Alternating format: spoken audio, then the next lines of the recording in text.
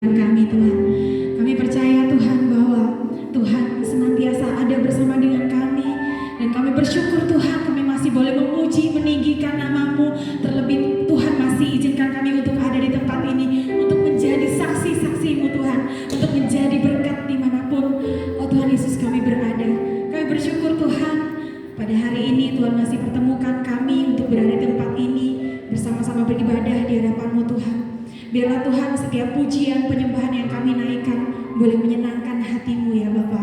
Dan kalau sebentar lagi Tuhan kami diberikan kesempatan untuk boleh duduk dengan tenang mendengarkan sharing kebenaran firman Tuhan. Biarlah Kau pakai hamba-Mu yang bukan apa-apa ini Tuhan untuk menjadi saluran berkat-Mu Tuhan. Pakai mulut lidah hamba-Mu Tuhan sehingga apa yang ingin Tuhan sampaikan boleh Tuhan Yesus boleh kami sampaikan dengan baik dan diterima oleh jemaat Tuhan di tempat ini. Terima kasih ya Tuhan, kami siap untuk mendengarkan sharing kebenaran firman Tuhan. Haleluya, amin. Silakan duduk Bapak Ibu Saudara yang dikasihi Tuhan. Shalom. Sudah lama sekali ya saya nggak pernah hadir di tempat ini. Udah berapa bulan ya? Lebih dari 3 bulan yang jelas. Karena ternyata masa kehamilan saya di trimester pertama itu penuh dengan perjuangan dan keluhan. Saya sampai lemes tapi puji Tuhan semua itu bisa terlewati, dan hari ini saya bisa kembali ada di tempat ini, hadir di ibadah di tempat ini, dan saya sangat-sangat bersyukur kembali diberikan kesempatan sama Coach Stephen untuk bisa isi sharing ya loh. Dan saya mau membawakan sebuah sharing Bapak Ibu. Saya senang menyebutnya dengan sharing karena apa yang akan saya sampaikan ini berdasarkan dengan apa yang Tuhan taruh di hati saya, berdasarkan dari apa yang saya alami, yang saya renungkan belakangan ini, beberapa bulan belakangan ini. Kalau Bapak Ibu Saudara suka dengan judul, saya akan memberikan judul yaitu penantian, masa penantian. Waduh, ada yang masih jomblo di sini? Yang masih jomblo biasanya menantikan apa? Pacar ya, pasangan. Kalau yang udah gak jomblo, yang udah punya pacar, menantikan apa? Kepastian ya. Apalagi yang cewek-cewek itu biasanya kalau belum dikasih kepastian kapan dilamar, kapan dinikahin, itu masih was-was gitu ya. Aduh jangan-jangan gak jadi gitu ya. Jadi ada di dalam masa penantian. Yang sudah menikah mungkin belum dipercayakan anak, menanti lagi begitu ya. Atau mungkin Bapak Ibu Saudara yang saat ini sedang bergumul atas sebuah hal gitu ya, tapi belum juga mendapatkan jawaban, kayaknya semuanya jalan buntu dan juga masih dalam penantian juga. Jadi kayaknya hampir setiap kita merasa pernah menanti, atau mungkin bahkan aku belum pernah menanti, tapi tenang aja, pasti setiap kita akan mengalami fase yang namanya masa penantian. Saya terberkati sekali Bapak Ibu dengan kata penantian ini ya. Kalau kita tanya gitu ya, kenapa ada masa penantian, kenapa ada sesuatu yang membuat kita menanti, itu kalau dalam perenungan saya, yang pertama karena adanya keinginan ya kan, kayak punya pacar, akhirnya menanti kan, kapan ya aku punya pacar, karena atas dasar keinginan kita pribadi. Aduh, kapan ya aku bisa kaya gitu, aduh, duniawi ya. Kapan ya aku bisa dipakai Tuhan secara luar biasa. Aku rindu banget loh bisa dipakai Tuhan luar biasa. Yang kedua, kenapa bisa timbul sebuah penantian adalah karena ada janji. Coba kalau misalnya setiap kita dijanjiin sesuatu, minggu depan ya aku ke rumahmu. Wah ini teman lama gak pernah ke rumah gitu ya. Pasti kita akan menanti, aduh minggu depan mau ketemu orang yang lama gak ketemu gitu ya. Menanti, ada proses menanti di sana. Karena udah dijanjikan sesuatu, atau aku ada berkat nih buat kamu, tapi nanti ya, nantinya kapan ini gak tahu. Jadi ada proses yang namanya menanti lagi. Atau yang ketiga, kita punya keinginan dan dijanjikan, oke kamu pengen itu, yaudah misalnya sama anak gitu ya, Pak aku kepengen sepeda gitu ya, oke Papa belikan sepeda, tapi nanti ya, nantinya kapan kita gak tahu. Nah di situ juga ada terjadi sebuah masa penantian, ada gap, ada jeda begitu ya. Kalau misalnya saya bisa gambarkan nih, saya ada di sini, posisi kita ada di sini, sedangkan keinginan kita atau janji yang diberikan itu ada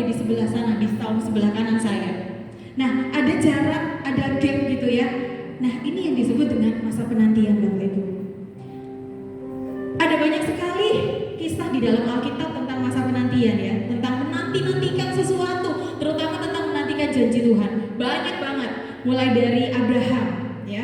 Abraham menantikan apa? Menantikan anak, Bapak Ibu. Kayaknya udah gak mungkin ya, udah usianya Bapak Abraham udah tua gitu ya, bahkan istrinya Sarah itu udah menopause, udah gak haid lagi dan kayaknya udah gak mungkin. Kemudian Yakub menantikan Rahel untuk bisa menjadi istrinya. Dia harus menunggu 14 tahun, 7 tahun, ternyata dia nikahkan sama Lea, nunggu lagi 7 tahun, baru kemudian dapat Rahel. Ada masa penantian di sana. Kemudian Yusuf juga menanti, dari dia mimpi saudara-saudaranya tunduk gitu ya. Ada gandum yang tunduk dan cuma dia yang berdiri. Dari mimpi sampai akhirnya dia menjadi kepercayaan Fir'aun, itu ada masa di mana dia menunggu. Kemudian ada siapa lagi? Ada Ayub. Ketika dia jatuh tertimpa-timpa begitu banyak persoalan, begitu banyak masalah, begitu banyak pergumulan, dia menunggu sampai akhirnya Tuhan pulihkan kembali kehidupannya. Ada siapa lagi Bapak Ibu? Ada Daud yang dari dia diurapi menjadi raja. Enggak besok hari ini diurapi, besok tiba-tiba udah dilantik jadi raja. Enggak Bapak Ibu. Ada proses dia menunggu. Dan kalau Bapak Ibu perhatikan, setiap kisah dalam Alkitab tentang penantian, tentang menunggu, itu enggak cuma sekedar diam aja Bapak Ibu. Tapi ada proses yang Tuhan izinkan terjadi dalam masa penantian, di dalam masa menunggu. Dan itu yang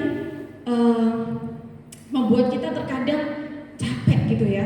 Kalau saya pribadi, walaupun saya mungkin bisa berdiri di depan ini, saya bisa ngomong tentang masa penantian, tetapi sejujurnya sampai dengan hari ini saya ada di tempat ini Bapak Ibu, saya masih terus belajar tentang bagaimana saya harus berproses dalam penantian itu, ya. Jadi hari ini kita akan bersama-sama belajar tentang kisah seseorang yang menantikan sesuatu dan diproses secara luar biasa. Saya belajar dari kisah Bapak Yairus. Ada yang udah tahu Bapak Ibu kisahnya Yairus? Itu kisahnya ada di Markus 5 ayat 21 sampai 43. Kita nggak akan baca semuanya, saya akan ceritakan secara singkat saja tentang bagaimana kisah Yairus ini. Jadi suatu ketika Tuhan Yesus ini dalam perjalanan gitu kan ya, sampai tibalah di tepi danau. Di situ udah banyak sekali orang berkerumun menantikan Yesus, ya, dengan berbagai macam persoalan mereka pastinya ya. Jadi mereka berbondong-bondong berkerumun datang untuk menantikan Yesus datang. Bahkan sampai ketika Tuhan Yesus belum menginjakkan kaki, masih di atas perahu, masih masih di tepi danau, itu orang udah pada berkerumun Bapak Ibu. Nah, dari salah satu orang yang berkerumun itu ada seorang kepala ibadat. Kalau sekarang mungkin Bapak Gembala gitu ya. Ada seorang kepala ibadat yang datang, namanya Bapak Yairus. Bapak Yairus ini datang sama seperti rombongan orang yang lain ya, dengan membawa persoalannya. Persoalannya adalah Bapak Yairus ini memiliki seorang anak yang sedang sakit parah ya. Kalau mungkin sekarang itu bisa dibilang sekarat gitu ya Bapak Ibu ya. Datang dan dia menerobos rombongan orang dan dia bilang sama Tuhan Yesus, Tuhan, saya punya anak sakit dan hampir mati. Kalau Tuhan datang ke rumah saya, Tuhan jamah anak saya percaya anak saya sembuh. Ya, ketika mendengar perkataan Bapak Yairus itu, Tuhan datang dan Tuhan bilang, oke, kita ke sana. Nah, di dalam perjalanan Tuhan Yesus mau menuju ke rumah Bapak Yairus, ternyata ada kisah lain di sana Bapak Ibu. Kalau kita baca di perikopnya, Yesus membangkitkan anak Yairus dan menyembuhkan perempuan yang sakit pendarahan. Ada dua orang yang sedang menanti Bapak Ibu di sini. Jadi ketika di dalam perjalanan Tuhan Yesus menuju rumah Bapak Yairus, ternyata di situ juga ada seorang perempuan yang mengalami pendarahan selama 12 tahun. Saya nggak bisa bayangkan Bapak Ibu, saya haid aja ya, bulanan itu rasanya udah kayak mau pingsan. Karena kan darah keluar begitu ya Bapak Ibu ya. Ini 12 tahun pendarahan, saya nggak bisa membayangkan gimana kondisi ibu ini, lemesnya luar biasa pasti kan. Lunglai dia itu pasti. Karena 12 tahun nggak main-main. Tapi di situ ketika dia mendengar bahwa Tuhan Yesus akan datang ke daerah itu, dia berusaha untuk hadir dan sama dengan Bapak Yairus, perempuan ini menerobos sekian banyak orang untuk bisa mendekat kepada Tuhan Yesus. Dan di dalam hatinya dia bilang, asal aku menjamah jubah-jubahnya saja, aku akan sembuh. Dan benar Bapak Ibu, dia berusaha. Saya tuh sudah membayangkan bagaimana seorang yang dalam posisi lemes badannya, gak berdaya, 12 tahun gak main-main Bapak Ibu ya, pendarahan. Dia berusaha untuk datang ke sana aja, itu effortnya udah luar biasa. Dia menerobos sekian banyak orang. Kalau saya bayangin itu kayak lihat konser, mungkin Tuhan Yesus ini kayak artis gitu ya Bapak Ibu ya, artis yang lagi hits gitu. Terus begitu banyak orang yang mengerumuninya, dan perempuan pendarahan ini dengan tenaga yang saya kebayangin, dengan tenaga yang dia miliki semuanya dikerahkan untuk bisa dekat sama Tuhan Yesus. Sampai akhirnya mungkin gak sedekat itu, mungkin agak jauh, tapi dia berusaha untuk memegang jubah-jubahnya. Sampai akhirnya bisa memegang jubah-jubah Yesus, dan ada sesuatu yang terjadi dalam dirinya. Dia merasa dia sudah sembuh. Dan Tuhan Yesus menyadari bahwa ada kekuatan yang keluar, ada energi yang keluar di dalam dirinya. Dia berbalik dan dia nanya, siapa yang memegang jubahku? Murid-muridnya bingung gitu kan. Tuhan, ini banyak orang berdesak-desakan. Ya semuanya pasti ada yang megang Tuhan Yesus. Tapi murid-muridnya tidak memahami bahwa ada sesuatu yang keluar dari Tuhan Yesus. Karena perempuan ini memegang jubah-jubah Tuhan Yesus dengan sebuah iman yang begitu besar. Dengan ketakutan, perempuan ini akhirnya datang sama Tuhan dan bilang, maafkan aku Tuhan, ampuni aku Tuhan. Dia menceritakan apa yang terjadi dan dia akhirnya sembuh. Singkat cerita, Tuhan Yesus bilang sama perempuan ini, pergilah dengan selamat dan jadilah sembuh, ya. Luar biasa, itu mujizat yang pertama. Tapi kita kembali lagi ke kisah Bapak Yairus. Bapak Ibu bisa bayangin gak perasaannya Bapak Yairus bagaimana? Bapak Yairus ini ninggalin anaknya yang lagi sekarat loh, datang ke Tuhan. Itu ada proses menunggu sampai Tuhan Yesus datang. Sedangkan saya belum punya anak Bapak Ibu ya, saya masih proses untuk punya anak gitu ya. Tapi coba Bapak Ibu yang punya anak, ketika anaknya dalam kondisi koma, Bapak Ibu harus pergi ninggalin, pasti kepikiran nih Bapak Ibu ya, anakku di rumah sakit, anakku sedang sekarat bahkan, tapi aku harus tinggalin untuk kebaikan dia, aku akan minta bantuan sama Tuhan Yesus. Tapi di tengah perjalanan pasti Bapak Yairus ini buru-buru, pasti kan pengen dan cepet dah wes, kalau orang Jawa bilang ya Bapak Ibu. Ayo Tuhan, dah gageh, ceket, anakku ini udah sekarat, tapi Tuhan malah berhenti ngurusi perempuan pendarahan ini. Bisa bayangin Bapak Ibu perasaannya Bapak Yairus siapa? Nunggu Tuhan Yesus lagi loh dia. Disuruh nunggu lagi sama Tuhan. Mungkin Bapak Yairus dalam hatinya tuh mikir gini ya, aku duluan Tuhan, kan Tuhan tadi bilang mau ikut aku, kok saya ngurusi orang lain, kok masih menjawab doa orang lain, aku duluan loh Tuhan, gitu ya. Mungkin Bapak Yairus, tapi di Alkitab tidak dijelaskan bagaimana respon Bapak Yairus pada saat itu. Tapi kalau saya boleh membayangkan, mungkin kondisinya seperti itu Bapak Ibu ya. Dan akhirnya Tuhan Yesus berangkat lagi nih, jalan lagi menuju ke rumah Bapak Yairus. Ternyata belum sampai rumahnya, salah satu kerabat dari Bapak Yairus ini datang dan ngomong, anakmu sudah meninggal. Gimana perasaan Bapak Yairus? Bisa bayangin Bapak Ibu ya, dia udah nunggu, dia udah nanti, Tuhan Yesus kok ya cuene, leren nulungi wong liya, aku gak nadi tolong, akhirnya anakku meninggal kan. Mungkin kalau Bapak Yairus mengambil respon sikap marah, mungkin bisa. Tapi di Alkitab tidak dijelaskan. Tuhan Yesus cuma bilang, kita tetap berangkat. Kita tetap berangkat ke rumah Yairus. Sesampainya di rumah Yairus, benar, semua orang sudah nangis di depan rumah, menangisi anak yang sudah meninggal itu. Tetapi Tuhan Yesus bilang, bahkan ada orang-orang yang menertawakan. Jadi Tuhan hanya mengajak kedua orang tua si anak ini, Yairus dan juga istrinya, untuk masuk ke dalam dan menyaksikan bagaimana Tuhan bisa membangkitkan anak yang sudah meninggal ini. Itu luar biasa banget Bapak Ibu. Kalau kita boleh mendalami kisah ini, saya sampai rasanya membayangkan itu kayak situasinya itu, wah, kalau saya jadi Bapak Yairus, mungkin saya akan marah-marah di situ. Saya akan protes sama Tuhan. Kok Tuhan kesuwen ya, sampai anakku meninggal. Tapi at the end of the day, anak itu bisa hidup kembali. Ada dua hal yang terjadi dalam penantian Bapak Ibu. Ini yang saya catat ya. dua hal yang terjadi dalam masa penantian. Yang pertama, Tuhan akan melakukan apa yang kita pikirkan atau yang kita yakini. Ini yang terjadi sama Mbak Yairus dan juga perempuan pendarahan.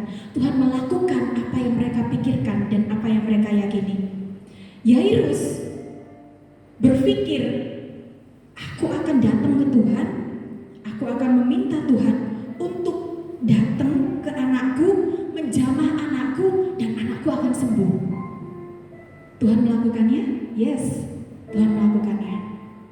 Perempuan yang sakit pendarahan, dia bilang dalam hatinya, bahkan itu gak terucap, dia cuma bilang dalam hatinya, asal aku menjamah jubah-jubahnya, aku akan sembuh. Tuhan melakukannya? Yes, Tuhan melakukannya. Tapi apakah di dalam kehidupan kita akan selalu terjadi seperti itu? Apa yang kita doakan, apa yang kita inginkan, apa yang kita pikirkan itu yang Tuhan jawab? Enggak, Bapak Ibu. Ada masa di mana apa yang kita pikirkan itu yang Tuhan kerjakan, apa yang kita yakini itu yang Tuhan lakukan. Seketika itu, saat itu juga. Tapi ada kalanya Tuhan gak lakukan seperti apa yang kita pikirkan, Bapak Ibu. Ya. Jadi yang pertama, Tuhan akan melakukan apa yang kita pikirkan atau apa yang kita yakini. Tetapi yang kedua, Tuhan melakukan dengan caranya. Ini bisa kita lihat di ayat yang ke-36, Markus 5 ayat yang ke-36. Ini dikatakan bahwa ini ketika saudaranya Yairus datang, ya, anakmu sudah mati, terus gak usah menyusahkan guru, terus biarin gak usah datang ke rumah. Tetapi Yesus tidak menghiraukan perkataan mereka dan berkata kepada kepala rumah ibadat, jangan takut, percaya saja. Jadi Tuhan tidak melakukan apa yang dikatakan sama saudaranya Yairus. Mungkin Bapak Yairus ini akan melakukan apa yang dikatakan oleh saudaranya. Mungkin. Makanya Tuhan bilang, gak usah direken, jangan dihiraukan. Kita tetap ke sana. Artinya apa, Bapak Ibu? Artinya ada saat Tuhan tidak melakukan seperti apa yang kita pikirkan. Sebagai manusia kadang kita punya ide, kita punya pemikiran, kita punya sesuatu yang gini aja, begini aja caranya Tuhan. Tapi cara Tuhan itu seringkali yang terjadi adalah unpredictable, tidak bisa kita tebak. Contoh lain, tadi saya sudah sempat singgung di awal, Abraham. Usianya udah 100 tahun, Sarah udah menopause, secara manusia udah gak mungkin bisa hamil. Tetapi cara Tuhan itu luar biasa. Tuhan izinkan bisa tetap hamil. Itu sesuatu hal yang mustahil, Bapak Ibu, ya.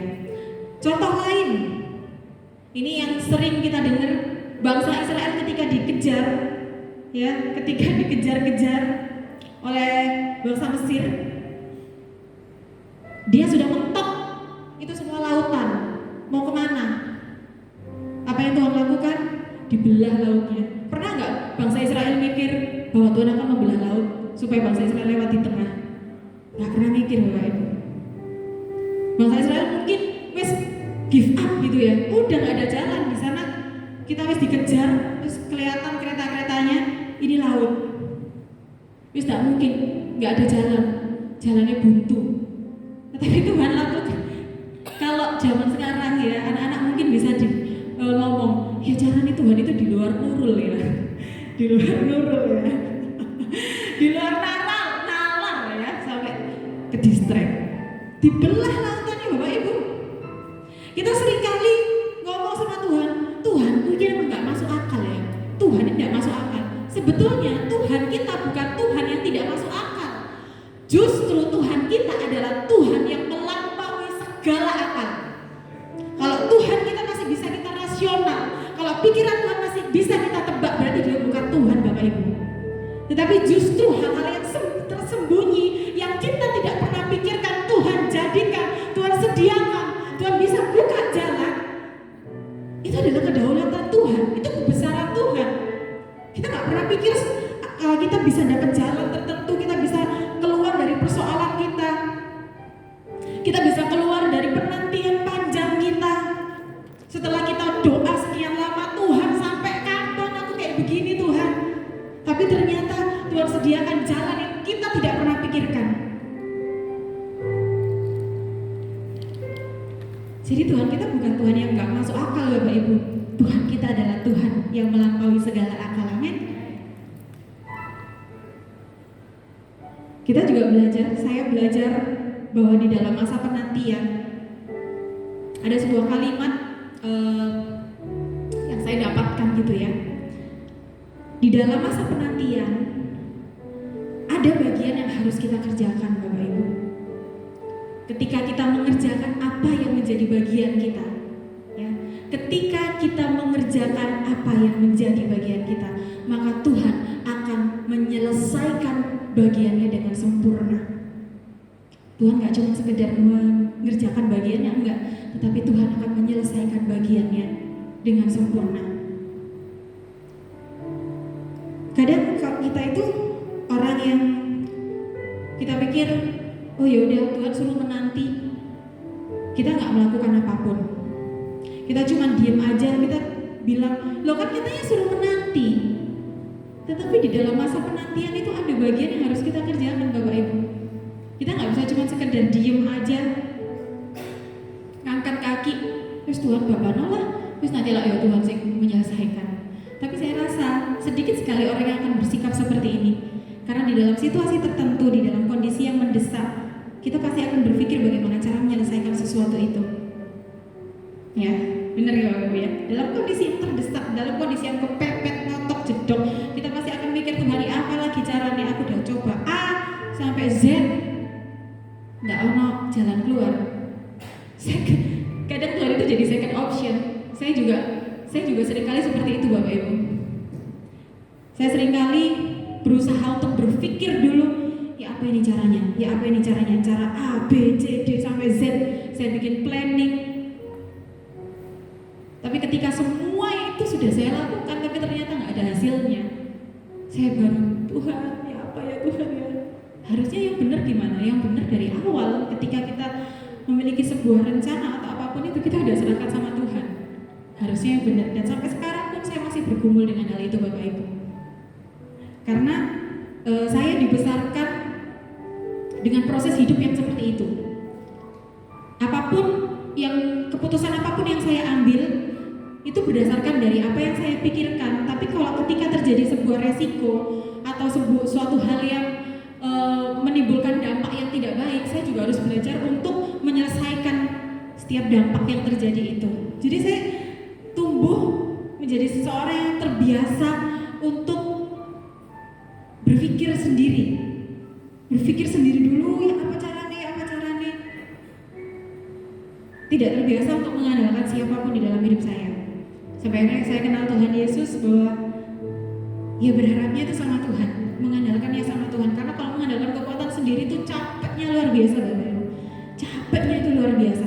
Kita udah kayak ngerasa melakukan semuanya tapi sia-sia gitu ya. Tapi ketika kita sudah menaruh itu sama Tuhan di dalam masa penantian kita, rasanya akan beda, Bapak Ibu ya. Jadi kalau kita belajar kembali lagi ke kisah Yairus dan juga perempuan yang pendarahan ini, bagian yang dilakukan Yairus dalam masa penantian, yang pertama meninggalkan anaknya yang sekarat. Tadi saya sudah singgung di awal ya, untuk datang kepada Yesus itu keputusan yang berat, Bapak Ibu ya. Yang kedua, nunggu Yesus datang. Yang ketiga, berdesak-desakan dalam kerumunan, itu juga yang dilakukan oleh Yairus. Yang keempat, nunggu Tuhan Yesus ngobrol sama perempuan pendarahan, menyelesaikan persoalan lain. Itu bukan suatu hal yang gampang. Yang kelima, bagian apa yang dilakukan Bapak Yairus dalam masa penantian, yaitu tetap percaya dan tidak kehilangan harapan. Buktinya apa? Buktinya tetap mempersilahkan Tuhan Yesus untuk datang ke rumahnya. Kalau dia kehilangan harapan, mungkin Bapak Yairus juga akan bilang, wes, gak usah Tuhan, gak usah, percuma juga anakku udah meninggal. Tapi Bapak Yairus tidak kehilangan harapan, Bapak Ibu.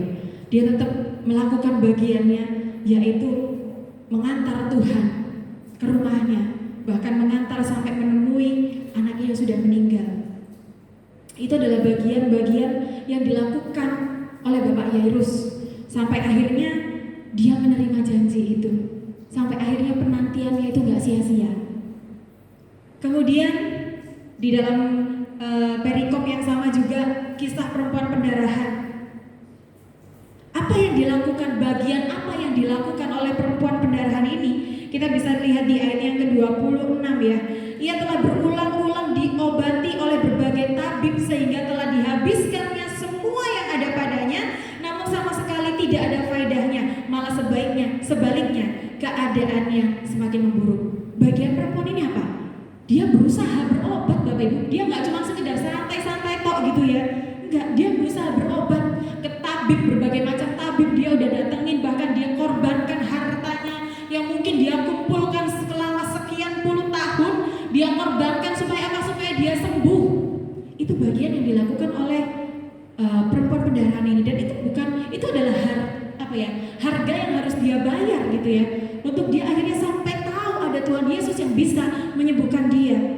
Kemudian tadi di awal juga sudah saya sempat singgung bahwa dia lemas, tapi dia tetap melakukan bagiannya yaitu datang ke Tuhan Yesus, menerobos semua kerumunan itu. Di antara sekian banyak orang yang berdesak-desakan begitu ya. Dan kemudian bagian apa lagi yang dilakukan sama perempuan ini, yaitu iman yang begitu luar biasa kepada Tuhan. Saya jadi kayak ngerasa membayangkan gitu ya Bapak Ibu ya, wow, kalau banyak sekali kisah di dalam Alkitab yang menceritakan, mengisahkan tentang sebuah penantian, ada masa penantian di situ, berarti ada sesuatu.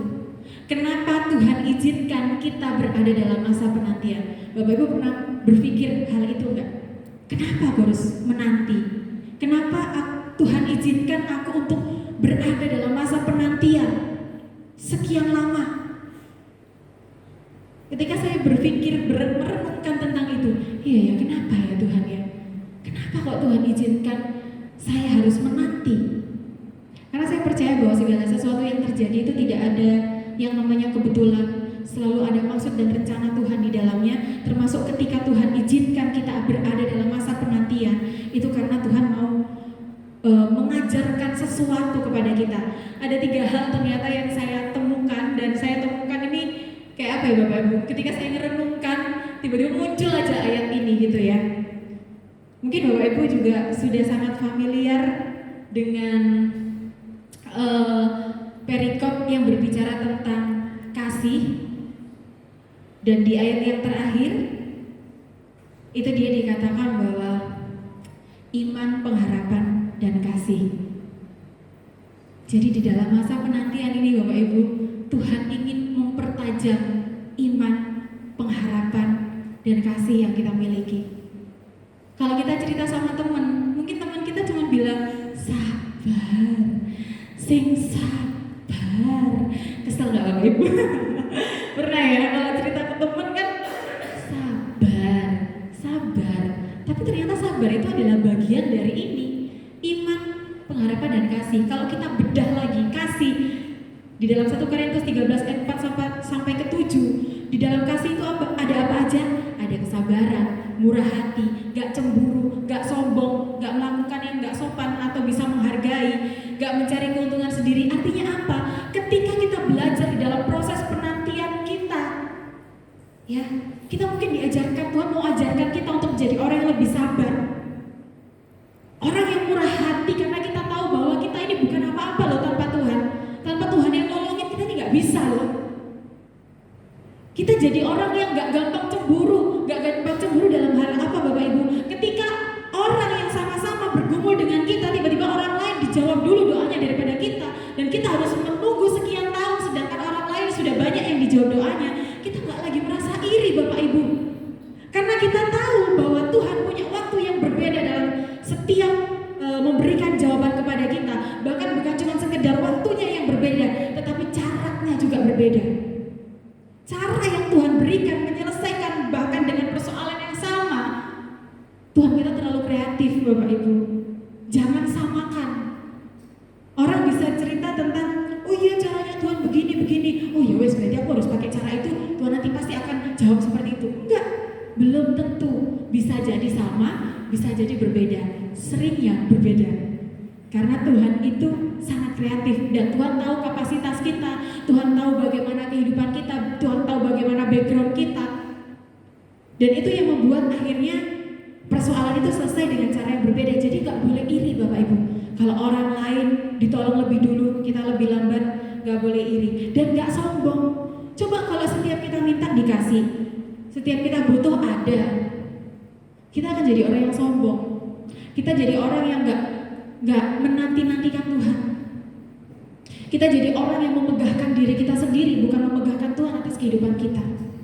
That's why Tuhan izinkan ada masa penantian. Pengharapan. Kita bisa buka di Yesaya 40 ayat 31. Kita buka bersama-sama ya Bapak Ibu ya. Yesaya pasal 40 ayat yang ke-31. Di dalam masa penantian kita punya pengharapan. Saya akan bacakan untuk kita semua. Tetapi orang-orang yang menanti-nantikan Tuhan mendapat kekuatan baru. Mereka seumpama raja wali yang naik terbang dengan kekuatan sayapnya. Mereka berlari dan tidak menjadi lesu. Mereka berjalan dan tidak menjadi lelah. Karena ada harapan. Menanti-nantikan Tuhan. Karena percaya bahwa di dalam Tuhan ada pengharapan. Kita berlari dan gak menjadi lesu. Selalu ada kekuatan yang Tuhan berikan. Karena apa? Karena kita percaya bahwa ada pengharapan. Aku menanti, aku berada dalam masa penantian ini gak sia-sia, tapi ada pengharapan yang Tuhan janjikan. Dan kemudian iman Bapak Ibu. Tadi disinggung di kisahnya Yairus dan perempuan pendarahan ini tentang bagaimana mereka beriman. Kalau kita tidak pernah ada dalam masa penantian, mungkin iman kita tidak pernah teruji. Amin. Semua yang kita mau, semua yang kita butuhkan, semuanya ada. Bagaimana kita menguji keimanan kita kepada Tuhan? Bagaimana kita bisa tahu seberapa percaya, seberapa kita menggantungkan kehidupan kita sama Tuhan? Kalau semuanya baik-baik aja. Kita juga seringkali masih menganggap bahwa ketika kita dalam waktu yang kepepet gitu ya, dalam masa yang sulit dalam kehidupan kita, kita ngerasa udah melakukan semuanya, tetapi kok rasanya nggak ada pertolongan Tuhan. Kita seringkali nanya sama Tuhan, Tuhan sebenarnya Tuhan ngerjain sesuatu nggak sih? Tuhan sedang apa sebenarnya? Tuhan lagi nggak kerjain apapun di atas hidupku. Jangan salah Bapak Ibu, bahkan ketika kita merasa Tuhan tidak melakukan apapun, ketika kita merasa Tuhan tidak menolong, ketika kita merasa Tuhan tidak bekerja atas hidup kita, saat itu Tuhan sedang bekerja dalam hidup kita. Amin. Tuhan sedang bekerja di dalam hidup kita, sekalipun kita merasa bahwa Tuhan diem aja, Tuhan lagi diem aja, tapi sebenarnya Tuhan sedang tidak diam saja. Tuhan selalu ada dalam kehidupan kita. Jadi hari ini kita sama-sama belajar Bapak Ibu tentang bagaimana kita berada dalam masa penantian, tetap lakukan bagian kita, dan kita percaya bahwa Tuhan akan mengerjakan bagiannya dengan sempurna. Saya akan tutup sharing khotbah hari ini karena saya udah dipesenin sama suami saya nggak boleh panjang-panjang. Karena kalau kepanjangan nanti saya capek musuk-musuknya dia sampai pagi ya kayaknya. Saya akan tutup dengan satu sharing yang kalau ini adalah sharing pertama kali yang saya sharingkan di gereja karena kemarin-kemarin saya merasa ini adalah sebuah persoalan yang mungkin mungkin menjadi sebuah hal yang bersifat personal, pribadi, tetapi ketika tadi saya baca misi di gereja ini, saya tiba-tiba langsung tergerak pengen sharing tentang bagaimana kemarin saya sempat ada di masa penantian yang luar biasa berat gitu ya. Di sini dikatakan menjadi pribadi yang bersaksi, dan saya mau sharing tentang bagaimana kemarin awal saya menikah dengan suami saya mengalami masa penantian yang luar biasa Bapak Ibu. Jadi di awal pernikahan mungkin orang bilang, awal menikah itu lagi anget-angetnya, lagi romantis-romantisnya gitu ya, lagi so sweet-nya gitu ya. Tetapi saya dan suami di awal kami menikah itu tidak mengalami itu justru, karena kami sedang ada di dalam sebuah persoalan yang cukup berat Bapak Ibu. Karena ketika saya sudah menikah, sebelumnya memang sempat ada persoalan ya di suami saya, tetapi ya udah saya terima itu dan ya udah nggak apa-apa nanti kita selesaikan bersama. Tapi saya tidak pernah menduga bahwa ketika kita total jebret gitu ya, semuanya itu ada nominal yang harus kami bayar. Itu lebih dari 100 juta loh Bapak Ibu. Sebagai sepasang pengantin baru, dan waktu itu puji Tuhannya juga suami saya tidak bekerja, belum bekerja. Jadi saya bekerja di radio dan juga freelance MC. Cuman mengandalkan itu aja Bapak Ibu. Kira-kira nggak masuk akalnya itu luar biasa Bapak Ibu ya. Untuk kami, kalau untuk Bapak Ibu mungkin nominal segitu, oh ya udah ada gitu ya mungkin ya. Tapi kalau buat kami berdua itu benar-benar nominal yang saya aja nggak pernah lihat wujudnya seberapa uang segitu itu. Jadi rasanya sampai saya ngerasa sempat ada di posisi yang depresi karena persoalan kami itu juga melibatkan teman-teman dekat, bahkan sahabat saya. Dalam ketika kami menghadapi proses itu ya Bapak Ibu, saya ngerasa saya ditinggalkan sahabat-sahabat saya. Bahkan kayak bukan cuma sekedar ditinggalkan, tetapi juga ada cacian dan lain sebagainya. Dan saya ngerasa, Tuhan, sampai kapan ini Tuhan? Saya ngerasa setiap hari tuh kayak horor gitu loh Bapak Ibu. Kayak mencekam gitu setiap hari dan gak ada damai di antara kami berdua. Yang ada cuma berantem setiap hari. Saya merasa capek banget. Aduh Tuhan, ini baru pertama loh Tuhan. Ya apa Tuhan, mau sampai kapan Tuhan? Mau sampai kapan? Capek rasanya Tuhan. Dan rasanya udah memang gak ada jalan Bapak Ibu. Semua kayaknya ketutup, gak ada jalan yang kebuka. Saya udah mikir A sampai Z gak ketemu. Dari mana? Gak ada jalan. Udah gak bisa. Saya udah coba cara A, B, C dan lain sebagainya. Gak akan bisa ini diselesaikan. Saya pikir udah gak bisa selesai sih ini gitu kan. Tapi ada satu hal yang saya tetap lakukan. Saya tetap ngerasa bahwa ada bagian yang saya harus kerjakan. Di radio itu memang secara penghasilan tidak besar Bapak Ibu, karena saya merasa bahwa kerja di radio itu adalah hobi yang dibayar. Saya sangat suka sekali dengan dunia public speaking, saya suka siaran, saya suka MC, saya suka apapun yang berhubungan dengan komunikasi, saya sangat suka. Sampai akhirnya saya dapat tawaran untuk bekerja di salah satu perusahaan yang cukup besar dan menjanjikan penghasilan yang nominalnya 2 digit bisa saya dapat Bapak Ibu. Tapi saya di satu sisi saya berat, saya bisa berada di radio itu setelah 10 tahun penantian. Dari saya sekolah karena kebutuhan dan lain sebagainya, saya harus merelakan diri untuk kerja di perusahaan, dan akhirnya ketika saya sudah diberikan kesempatan untuk saya bisa bekerja di tempat yang memang saya sudah impikan dari dulu, tapi masa iya saya harus keluar dan kembali ke perusahaan lagi. Tapi saya rasa udahlah, kayaknya cuma ini yang bisa. Dan siapa tahu memang Tuhan sediakan ini untuk menjadi jalan keluar bagi kami. Akhirnya benar Bapak Ibu, saya coba. Kriterianya cukup tinggi waktu itu. Saya juga sempat minder, tapi saya tetap coba aja. Itu di perusahaan Sinar Maslen. Saya tetap coba, saya tetap masukkan. Setelah mengalami beberapa kali tes, proses, dan Tuhan izinkan saya keterima akhirnya. Singkat cerita saya keterima, offering letter sudah turun, saya sudah dinyatakan bahwa diterima, gajinya sekian, bonus dan lain sebagainya semua sudah dirincikan, dan saya sudah kirim offering letternya balik, artinya saya sudah menyetujui segala yang tertulis di situ. Tetapi begitu saya izin resign dari radio, tiba-tiba sesuatu hal yang tidak terduga terjadi Bapak Ibu. Saya punya atasan, bos saya di radio ini memang bisa dikatakan crazy rich, salah satu crazy rich Surabaya ya Bapak Ibu ya. Tapi saya jarang sekali berkomunikasi dengan beliau karena beliau sangat jarang untuk datang ke kantor radio kami. Jadi saya sangat jarang sekali bertemu dengan beliau, apalagi ngobrol. Gak pernah, ya ngobrol tapi cuma sedikit-sedikit, itu pun tentang pekerjaan. Singkat cerita, atasan saya ini tidak memperbolehkan saya untuk resign. Saya disuruh nunggu 3 hari. Saya pokoknya gak mau tahu Diana, gak boleh resign dulu, tunggu 3 hari. 3 hari itu ternyata atasan saya gak masuk, sakit Bapak Ibu. Tiba-tiba bos saya datang sama atasan saya dipanggil, saya dimarahi sama bos saya. Dia bilang begini Bapak Ibu, kamu tahu Diana, saya ini sayang banget dan percaya banget sama Pipit. Pipit itu atasan saya. manajer director di radio tersebut. Terus tiba-tiba dia telepon saya, dia bilang sakit mikirin Diana. Pipit sakit mikirin Diana. Ternyata Diana katanya mau resign. Nah, Pipit ini ternyata udah nganggep kamu itu bla bla bla dan lain sebagainya. Sekarang kamu ceritakan ke saya, ada apa? Kenapa tiba-tiba resign?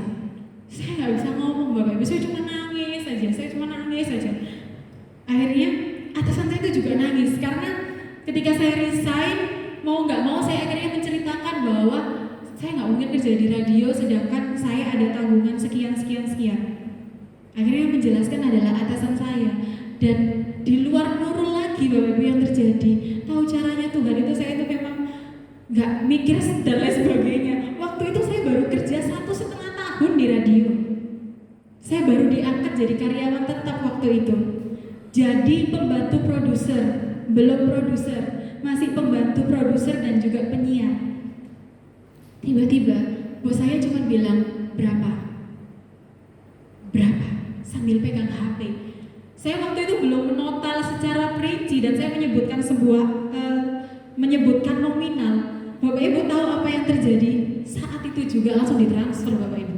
Nominal yang saya sebutkan. Saya bingung Bapak Ibu. Tidak ada perjanjian hitam di atas putih, tulisan apapun tidak ada. Dia cuma bilang, oke Diana, sudah saya transfer, batalin yang di Sinar Maslen. Saya tidak mau tahu gimana caramu, batalin yang di Sinar Maslen. Diana tetap kerja di sini. Saya naikkan gaji kamu hampir 2 kali lipat Bapak Ibu. Dan saya dinaikkan jabatan untuk menjadi benar-benar produser, bukan lagi asisten produser. Saya dipercayakan untuk bisa jadi produser di sana. Saat itu saya rasa Tuhan, suami saya juga sampai kayak kaget. Benar-benar itu di luar pemikiran kita, di luar yang kita rencanakan, di luar apapun yang sanggup untuk kami pikirkan. Udah nggak mungkin Bapak Ibu. Tapi seperti tadi saya katakan bahwa Tuhan Yesus bukan Tuhan yang nggak masuk akal, tetapi Dia adalah Tuhan yang melampaui segala akal. Nggak cukup sampai di situ. 1 atau 2 bulan setelahnya, suami saya ini udah berusaha cari pekerjaan, kurang lebih itu hampir 1 tahun nggak dapat kerjaan. Setelah peristiwa itu 1 bulan setelahnya atau 2 bulan setelahnya, suami saya diterima kerja. Nggak cukup sampai di situ Bapak Ibu. Kami berdua ini juga meskipun sering cekcok, saya itu sering dikit-dikit beli test pack gitu ya. Karena kami udah nikah hampir 1 tahun, dikit-dikit beli test pack, gak enak badan beli test pack, berharap juga ketika kami punya anak itu bisa jadi penghiburan gitu ya. Tapi ternyata gak dijawab-jawab. Tetapi ketika 1 itu selesai, suami saya diterima kerja, selanjutnya adalah Tuhan percayakan saya bisa hamil Bapak Ibu. Itu berkat Tuhan yang Tuhan berikan itu langsung tek gitu. Saya sampai speechless Tuhan. Saya sampai ngerasa Tuhan saya gak layak loh Tuhan dapetin hal yang seperti ini. Tuhan kasih sedemikian rupa dalam proses penantian yang kayaknya lama banget gitu ya. Padahal sebenarnya belum lama juga, tapi ketika kita mengalami suatu hal yang membuat kita tidak damai sejahtera, itu kan rasanya berjalannya itu lambat banget gitu ya Bapak Ibu ya. Kayak waktu itu lama banget ketika kita menghadapi sesuatu yang berat dalam hidup kita. Tetapi itu yang saya dapatkan Bapak Ibu, ketika kita berada dalam masa penantian, Tuhan itu izinkan terjadi bukan karena sebuah kebetulan. Ketika Tuhan bentuk pasangan kita, Tuhan juga bentuk kita. Ketika Tuhan sedang proses suami kita, Tuhan juga sedang bentuk kita sebagai istri. Ketika Tuhan sedang bentuk kita sebagai istri, Tuhan juga sedang bentuk suami kita. Ketika Tuhan sedang izinkan anak kita dalam proses, Tuhan sedang membentuk kedua orang tuanya. Tidak ada suatu hal yang terjadi secara kebetulan. Selalu ada campur tangan Tuhan di dalamnya. Amin. Kita akan naikkan 1 pujian Bapak Ibu. Kita nyanyi lagu Pelangi Kasih.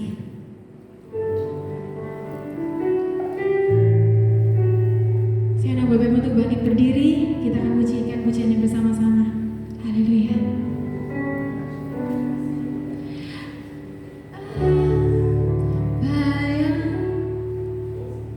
Ketinggian sih, agak turun sedikit.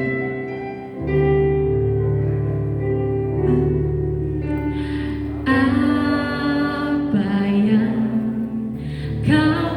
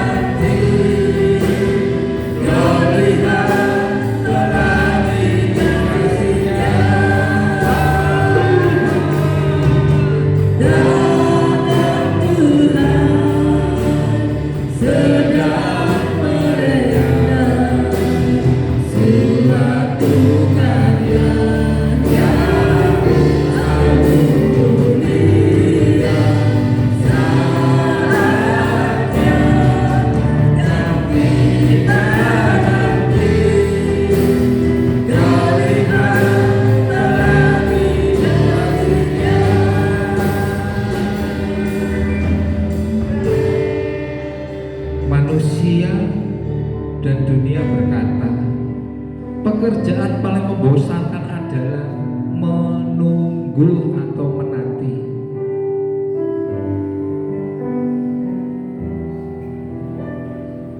Apalagi orang itu kalau tidak sabaran,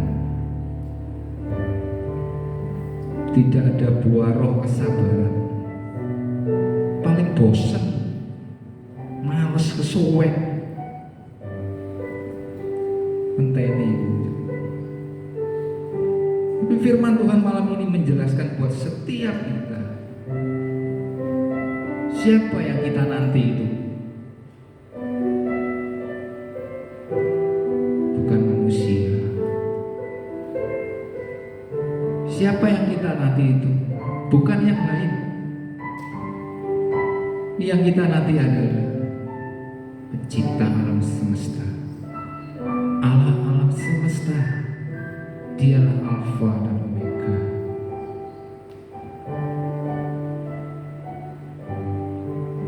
Ada sesuatu yang terjadi kalau kita tekun menanti Tuhan. Dia bukan Bapa pembohong, Dia bukan Bapa pendusta, Dia Bapa yang baik, Dia Bapa yang penuh kasih. Thank you, Lord. Firman-Mu malam ini menempel setiap kami. Apa yang kami harapkan, apa yang kami nantikan, Tuhan Kau Maha tahu. Engkau melihat setiap kami. Manusia melihat casing, manusia melihat depan manusia, tetapi Tuhan melihat hati dan pikiran kita. Makasih ya Tuhan. Kami mau menanti janji-Mu Tuhan. Kami mau menanti jawaban doa kami. Kami mau menanti harapan kami. Karena Engkaulah satu-satunya pengharapan kami. Karena Engkaulah satu-satunya yang kami andalkan, yang kami percaya, bukan yang lain. Makasih ya Tuhan.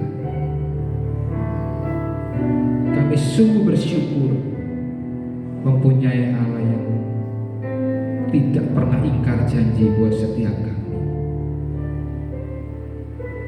Mari ya Tuhan, Kau beri kekuatan buat setiap kami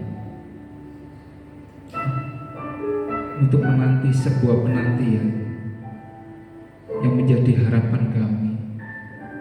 Biarlah itu menjadi kairos Tuhan, waktu Tuhan bukan waktu kami. Makasih ya Tuhan, malam ini firman-Mu sungguh membukakan mata rohani kami, menerangi hati kami ya Tuhan, memberikan pencerahan buat pikiran kami.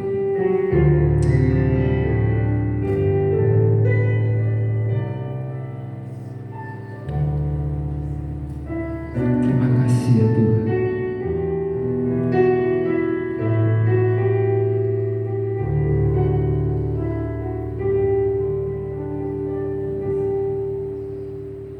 Ku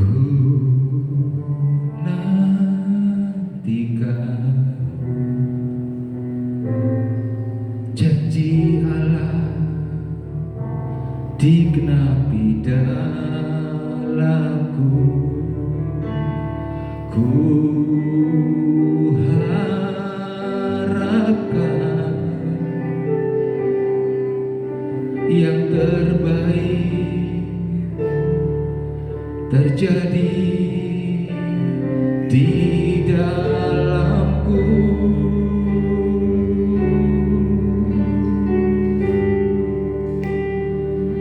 Yang ku yakin Dia kerjakan firman-Nya bagi kemuliaan-Nya. Yang ku tahu Dia sediakan seturut kasih-Nya bagiku. Yang ku yakin Dia kerjakan seturut firman-Nya bagi kemuliaan-Nya. Yang ku tahu Dia sediakan seturut kasih-Nya bagiku. Yuk bersama-sama. Yang ku yakin kerjakan seturut firman-Nya bagi kemuliaan-Nya. Yang ku tahu Dia sediakan seturut kasih-Nya bagiku. Bersama-sama. Yang ku yakin Dia kerjakan seturut firman-Nya bagi kemuliaan-Nya. Yang ku tahu Dia sediakan seturut kasih-Nya bagiku. Seturut kasih-Nya bagiku. Seturut kasih-Nya. Saudara Sinta berdoa sama Tuhan bagiku.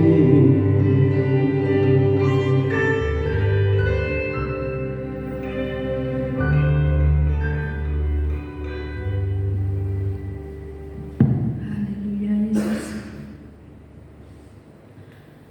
Kami percaya Tuhan bahwa firman yang Tuhan tabur di dalam hidup kami Tuhan, itu bukan suatu kebetulan ya Bapa, tapi ada rencana Tuhan yang Tuhan sudah persiapkan dalam setiap kehidupan kami pribadi lepas pribadi ya Bapa. Malam hari ini Tuhan ingatkan kami tentang penantian. Tuhan, kami percaya orang yang menanti-nantikan Tuhan itu akan mendapatkan kekuatan yang baru di dalam proses hidup kami. Kami percaya Tuhan, Engkau Allah Allah yang selalu menyertai kami di dalam segala keadaan apapun. Tuhan, Engkau Allah yang turut bekerja dalam segala sesuatu yang mendatangkan kebaikan dalam setiap kehidupan kami. Kami percaya bahwa penantian kami Tuhan dalam setiap pergumulan kami, Tuhan yang membuat indah pada waktunya ya Bapa. Terima kasih Tuhan, terima kasih. Kami percaya Tuhan, kalaupun hari-hari ini kami mungkin masih mengalami proses dalam kehidupan kami, dalam pergumulan kami, di dalam penantian ini Tuhan, kami tetap memegang janji Tuhan ya dan amin, bahwa kami akan melihat pelangi Tuhan sehabis hujan. Terima kasih Tuhan, terima kasih Tuhan.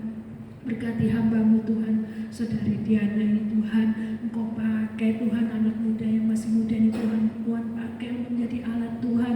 Biarlah apa yang dikerjakan dilakukannya boleh membawa banyak jiwa datang kepada Tuhan di dalam setiap pekerjaannya Tuhan, dalam setiap apapun yang dilakukannya Tuhan, boleh membawa jiwa datang kepada Tuhan. Dan apa yang menjadi perkataan-perkataan yang mungkin di dalam apa yang dia lakukan Tuhan, boleh menjadi berkat ya Bapa. Terima kasih Tuhan, berkati keluarganya, berkati suaminya Tuhan, Saudara Mira. Tuhan memberkati dalam pekerjaannya, dalam segala hal Tuhan berkati. Juga berikan kesehatan khususnya untuk Saudari Diana yang akan melahirkan. Tuhan berikan kekuatan, kesehatan senantiasa di dalam prosesnya, nanti hari-harinya boleh berjalan dengan lancar. Tuhan turut campur tangan ya Bapa. Terima kasih Tuhan, kami bersyukur Tuhan, kami boleh diberkati oleh firman Tuhan. Kami percaya biarlah kami boleh menjadi pelaku-pelaku firman yang hidup. Terpujilah nama-Mu di dalam nama Tuhan Yesus Kristus. Tuhan memberkati setiap kami yang sudah mendengarkan firman. Haleluya, amin. Puji Tuhan, silakan duduk rekan-rekan dosa muda. Atas nama Gembala Pengurus dan Aktivis, saya mengucapkan banyak terima kasih untuk Diana sudah membagikan kebenaran firman Tuhan tempat ini ya. Tuhan Yesus memberkati. Kita akan lihat pengumuman sepekan gereja tempat ini ya.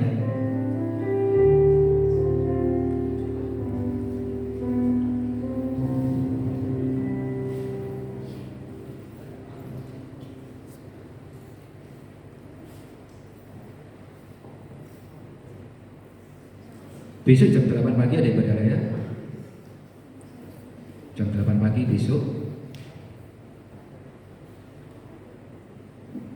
Rabu ada ibadah anak jam 5 sore tempat ini. Kamis ada doa malam setiap jam 7 malam. Rekan-rekan bisa hadir secara onsite. Setiap Sabtu jam 5 pagi ada doa pagi tempat ini ya. Dan ibadah dewasa muda Sabtu depan akan dilayani oleh Pastor Rudi Salim.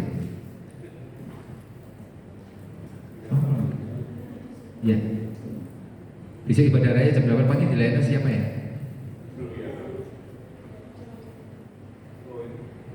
Ya, akan bisa Pak Salomo di ya. Dan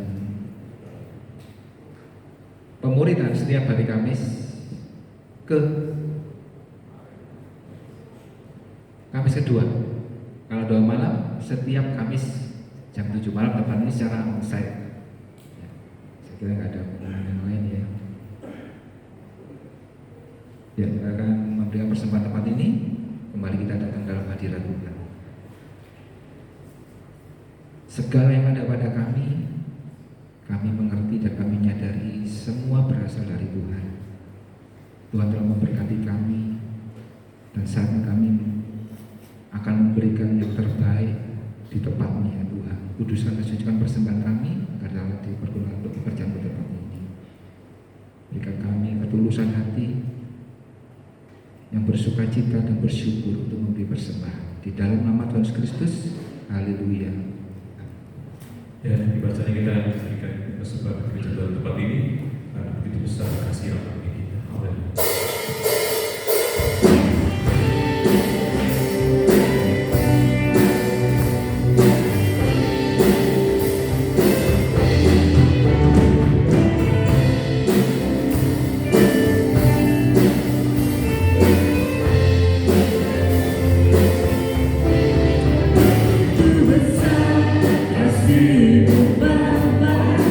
Kau berikan anak yang tunggal.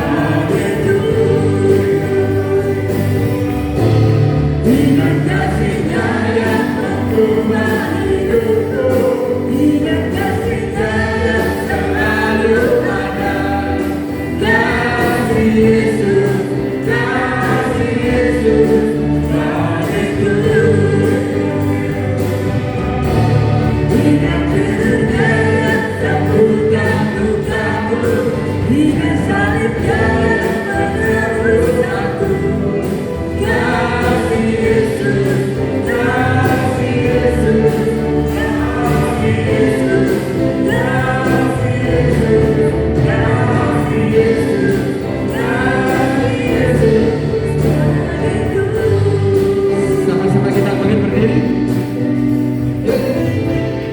Terima kasih buat persembahan harga dewasa muda. Tuhan Yesus memberkati dengan berlipat kali ganda. Haleluya. Tepuk tangan dong buat kasih Yesus yang selalu ada dalam hidup kita. Kita akan ketemu Sabtu depan dengan kekuatan dan semangat serta sukacita yang baru dari Tuhan. Amin. Kita akan akhiri pada doa semudah malam ini. Yuk kita bersama-sama sekali lagi berikan tepuk tangan buat Tuhan.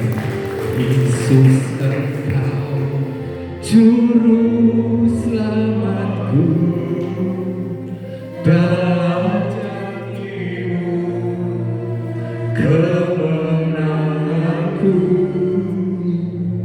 Selamanya kan ku nyatakan besar setiamu Tuhan di hidupku. Sorak-sorai bagi Tuhan kita. Yesus Engkau Juru Selamatku, dalam janji-Mu kemenanganku. Selamanya kan ku nyatakan besar setiamu Tuhan di hidupku. Yesus Engkau Juru Selamatku, dalam janji-Mu kemenanganku. Selamanya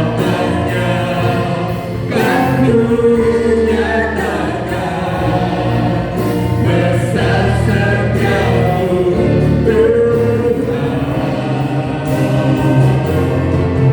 besar setiamu Tuhan, besar setiamu Tuhan. Tepuk tangan.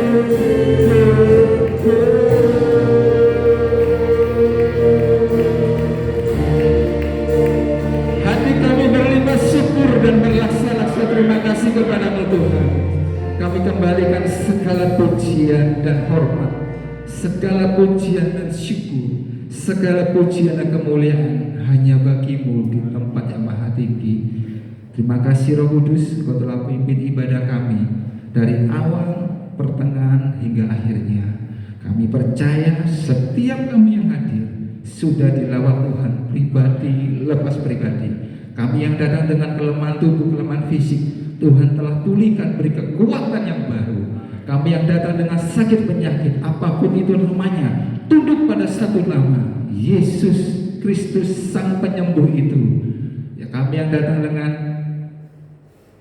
beban yang berat, Tuhan memberikan kekuatan dan jalan keluar yang terbaik sesuai dengan waktu dan kehendak Tuhan. Terima kasih ya Tuhan, terima kasih. Kami percaya Tuhan, Engkau hadir di tengah-tengah ibadah kami, dan saatnya Tuhan kami akan pulang. Saudara-saudaraku, kami percaya, kami perkatakan dengan iman, rumah tangga kami diberkati Tuhan, pernikahan kami diberkati Tuhan, anak-anak kami diberkati Tuhan, usaha pekerjaan kami diberkati Tuhan, kesehatan kami dijagai Tuhan, keluar masuk kami Tuhan menjagai, Tuhan menjauhkan dari segala sakit penyakit, malapetaka, tulah apapun itu tidak bisa mendekat kepada kami, karena kami diselimuti oleh kuasa darah Yesus. Terima kasih ya Tuhan. Saudara-saudaraku, mari angkat wajahmu, bukalah kedua tanganmu. Tuhan memberkati engkau dan melindungi engkau. Tuhan menyinari engkau dengan wajahnya dan memberikan engkau kasih karunia. Tuhan menghadapkan wajahnya kepadamu dan memberikan engkau damai sejahtera. Dan saat ini, pulanglah dan terimalah serta nikmatilah berkat Allah Bapa, cinta kasih Tuhan Yesus Kristus Anak yang tunggal, dengan persekutuan Roh Kudus turun melimpah atas setiap kehidupan kita. Di dalam nama Tuhan Yesus Kristus, nama kita tercatat dalam kitab kehidupan. Semua yang sudah diberkati Tuhan, kita serukan bersama-sama. Amin. Selamat malam, Tuhan memberkati.